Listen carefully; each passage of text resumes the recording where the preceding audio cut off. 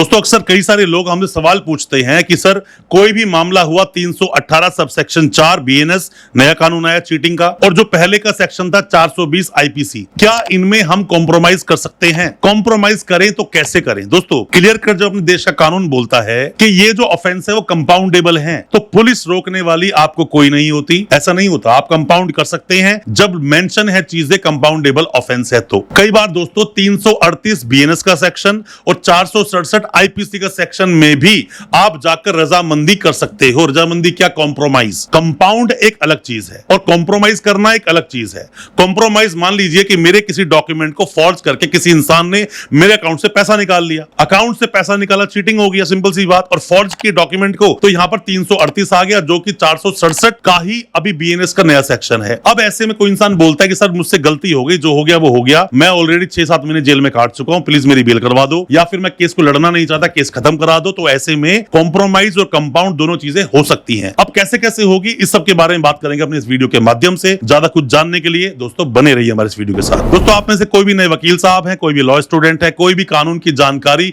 ले रहा है, आपका सगा संबंधी जानकार कोई भी जेल में है, वीडियो बहुत काम का है, पूरा देखना, बहुत कुछ समझोगे। मैं अपने पर्सनल एक्सपीरियंस के आधार पर वीडियो लेकर आता हूं ताकि आपको सब कुछ समझा सकूं। और मेरे जितने भी नए वकील साहब हैं, नए वकील भाई बहन हैं जो अभी वकालत करके आ रहे हैं, मैं हमेशा बोलता हूं मेरा विंडो हमेशा ऑफिस का खुला है। आपके दिल में जो भी कभी कोई सवाल होते हैं, अपना नाम लिखिए कि एडवोकेट मेरा नाम ये है, मैं इस कोर्ट से हूं, सवाल पूछो, मैं आपको जवाब जरूर दूंगा। आप डॉक्यूमेंट भेज दो कि पढ़ना शुरू कर दो, सर ये सब नहीं होगा। आप बहुत बड़ा मैसेज लिखो, नहीं होगा। सवाल है पूछना, मैं आपकी हेल्प जरूर करूंगा। मैं चाहता हूं अपने सभी वकील भाइयों की मदद करना। और दोस्तों मैं आपको एक बात और बता दूं, जब भी आपके केस फाइट करते हैं ना, आप सालों साल गुजार देते हैं सिर्फ जूनियरशिप में। अपने केसेस को लीजिए, कोर्ट में जाकर बैठिए, देखिए, कोर्ट तो चलती है, लाइव क्लास चल रही है वहां पर, आप देखो कैसे कैसे हो रहा है। अभी किसी, मान लीजिए कि आपके पास एक केस, नया केस आ गया, डोमेस्टिक वाले से केस आ गया, तो फैमिली कोर्ट में जाके बैठ जाओ, महिला कोर्ट तो बोलते हो ना उसको, जाके बैठ जाओ, देखो कैसे प्रोसीडिंग चल रही है, अपने आप सीख जाओगे। कोई नहीं सिखाता आज की डेट में, आप खुद करोगे जो करोगे। नर्क देखना है तो खुद मर के देखोगे, स्वर्ग देखना है तो भी खुद मर के ही देखोगे। अभी हम बात करें चीटिंग फोर्जरी की, सीधा अभी हम उस पर बात करते हैं। दोस्तों है क्या कि जब भी किसी पर कोई केस मुकदमा दर्ज हुआ, मान लो आईपीसी का केस मुकदमा दर्ज हो गया, क्या हुआ? 420, 467, 468, 471, 120 बी,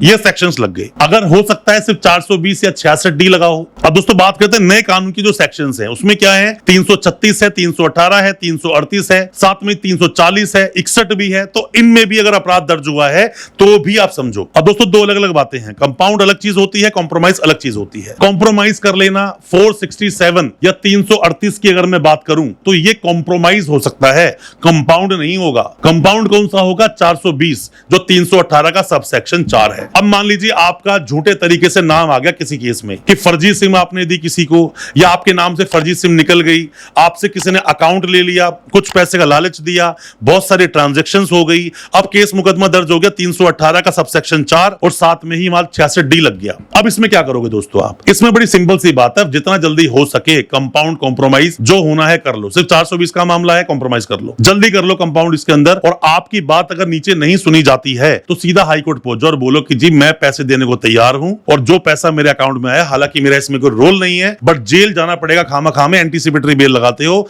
तो भी आप इसमें बोल सकते हो अपना रोल को डिफाइन करके। तो ये हाई कोर्ट अलाउ कर देते हैं, आपको बेल मिल जाती है। बाद में जो आपने कॉम्प्रोमाइज या कंपाउंड किया है उन्हीं डॉक्यूमेंट्स को लगाकर केस को खत्म भी कर सकते हो। तो इतना डरने घबराने की जरूरत नहीं है। आप वकील साहब हो, वकील साहब कोई भी केस लड़ते हैं, आपको इतना ज्यादा डर कर कोर्ट में खड़े होने की जरूरत नहीं है। बहुत डर के कोर्ट में खड़े होगे तो केस को कभी प्रेजेंट नहीं कर पाओगे। बेबाक तरीके से अपनी बात को बोलो, कॉन्फिडेंस होना चाहिए। कॉन्फिडेंस आएगा पढ़ के, दे शिवावर मोह ये शुकर मन से कबहू न डरूं, ना डरूं अरी हो तब जाए लड़ूं, निश्चय कर अपनी जीत करूं। हमेशा समझो, ऊपर वाले भरोसा करो, अपनी काबिलियत पे भरोसा करो, अपने कॉन्फिडेंस रखो अपने अंदर।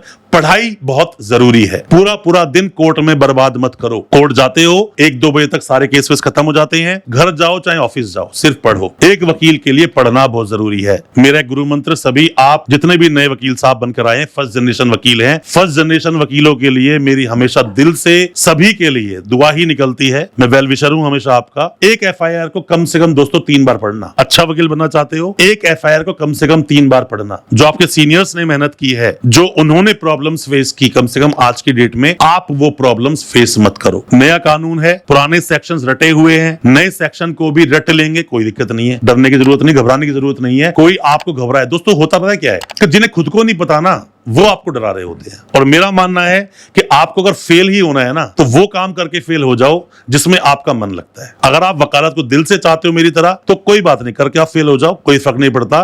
पर अपने क्लाइंट को हमेशा आप ये समझिए बहुत ज्यादा इंपॉर्टेंट, बहुत प्रीशियस आपका वो क्लाइंट है, उसे वक्त दीजिए, उसकी मजबूरी समझिए। और कभी भी अगर हो सके केस अगर आपको कुछ समझ ही नहीं आ रहा है, तो अपने सीनियर्स की एडवाइस ले लो। आजकल हर चीज अवेलेबल है, मैं भी आपके लिए अवेलेबल हूं।